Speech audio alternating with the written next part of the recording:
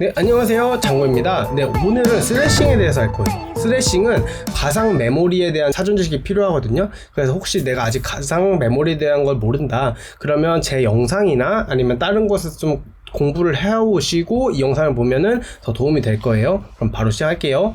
우리가 프로그램을 실행하면 어떻게 되냐면 CPU가 있고 메모리가 있고 드라이브가 있어요. 이 드라이브에 프로그램이 저장되어 있다가 이 프로그램이 메모리에 로드되고, 그럼 메모리에서 있는 정보를 CPU에서 가져다가 쓰게 되죠.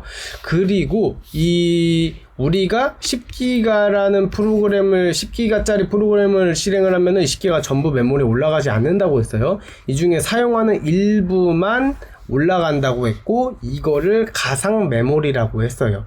그래서 이 CPU에서 이 메모리에 어떤 정보를 요청했을 때 이 올라가 있는 정보가 아니고 딴 거, 그러니까 여기에 메모리에 정보가 없을 경우 디스크에 다시 요청을 한다고 했죠. 자, 근데 이 CPU에서 어떤 정보를 요청했을 때 이 메모리의 정보를 가지고 있지 않아서 이 드라이브에 요청하는 현상, 이 과정은 되게 비효율적인 과정이에요. 자, 예를 들면은 A라는 프로그램을 우리가 실행을 한다고 쳐볼게요. 근데 A-2라는 데이터가 필요해요. 그래서 CPU에서 A-2라는 데이터를 메모리에 요청을 했어요. 근데 메모리에 A-2라는 데이터가 없는 거예요. 그래서 디스크에서 A-2를 가져와서 올려놓고 그 다음 CPU에 갖다 줬어요. 그럼 이 과정 동안 CPU는 쉬고 있어요. 아무것도 하지 않고 있어요.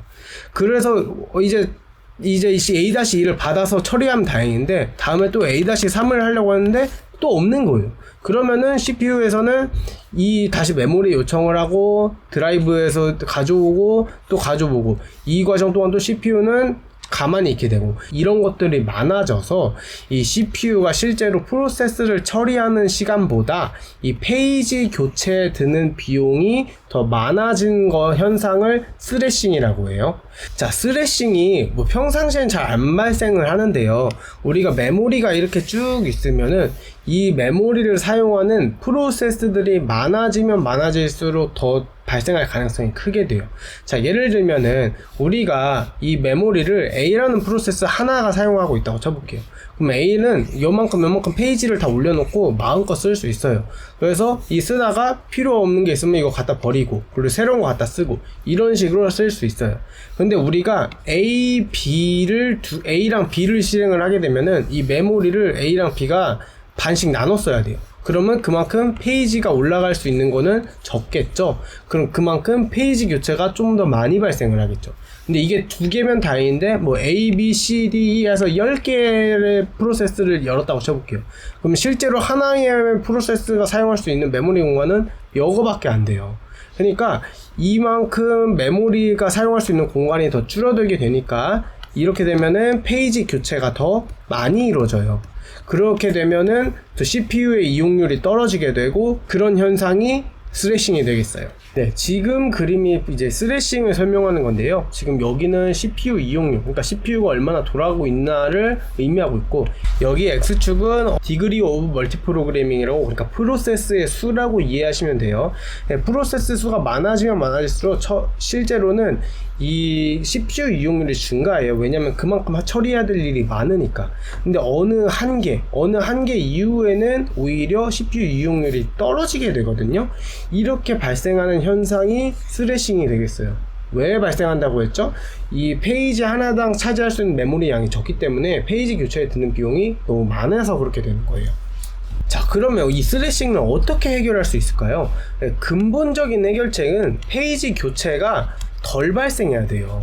그러니까 그래야 CPU 이용률이 올라가게 되죠. 왜냐면 그동안 CPU는 멈춰있지 않으니까. 자, 그러려면 어떻게 해야 되죠?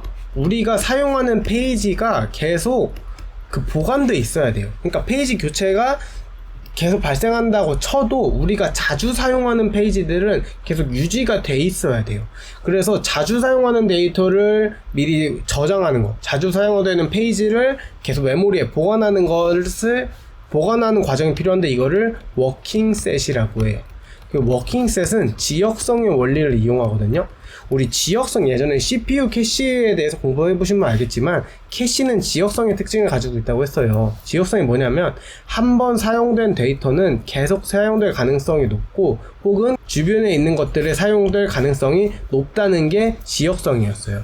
그래서 워킹셋은 이 지역성의 원리를 이용해서 그 근처에 있는 데이터를 미리 보관을 하는 거예요. 자주 사용하는 페이지의 근처에 있는 데이터를. 그렇게 함으로써 이제 페이지 교체가 덜 발생하게 하는 거죠. 그래서 정리하자면 오늘 스래싱이랑 스래싱의 해결 방법에 대해서 알아봤어요.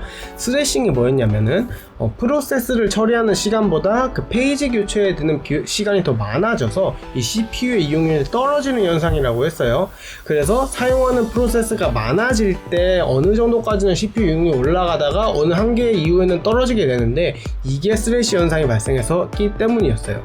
그래서 스래싱의 해결 방법은 이제 워킹셋을 통해서 해결하는 건데요. 워킹셋은 지역성의 원리를 이용해서 자주 사용하는 데이터들을 미리 보관을 하고 있는 거였죠.